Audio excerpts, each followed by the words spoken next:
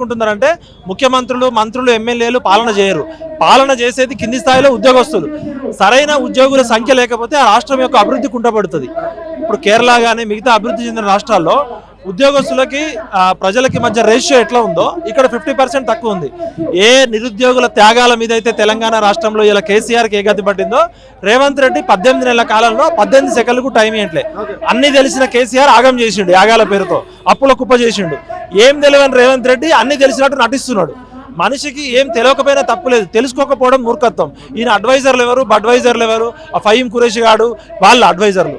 ఇలా నిరుద్యోగులు 40 లక్షల మంది ఉంటే ఒక మేధావులను పెట్టుకోవాలి. మరి మా గురువు గారు కోదండరామ్ గారు ఆయనకు ఎమ్మెల్సీ పదవి అనగానే పెదాలు మూసుకున్నాడు, పదవి రాగానే పెదవి మూసుకున్నాడు. ఆకునూరు మురళి గారు ఆయన చైర్మన్ అయ్యాడు, ఆయన జాబ్ క్యాలెండర్ అని ప్రకటించాడు. మరి జాబ్ క్యాలెండర్ ఆయనే తయారు చేస్తే రిటైర్ అయిన వాళ్ళకి ఉద్యోగాలు కావాలి, రిటైర్ అయ్యి లక్షల పెన్షన్ తీసుకోవాలి, నిరుద్యోగులకు మాత్రం ఉద్యోగాలు వస్తాయి. నిరుద్యోగులని అన్ని రాజకీయ పార్టీలు గొంతుకొస్తున్నాయి. ఇవాళ సాయంత్రం 6 దాటితే అన్ని రాజకీయ పార్టీలు ఫామ్ హౌస్ లో కూర్చొని దందాలు చందాలు మందు పార్టీలు మందు విందు చేసుకుంటున్నారు.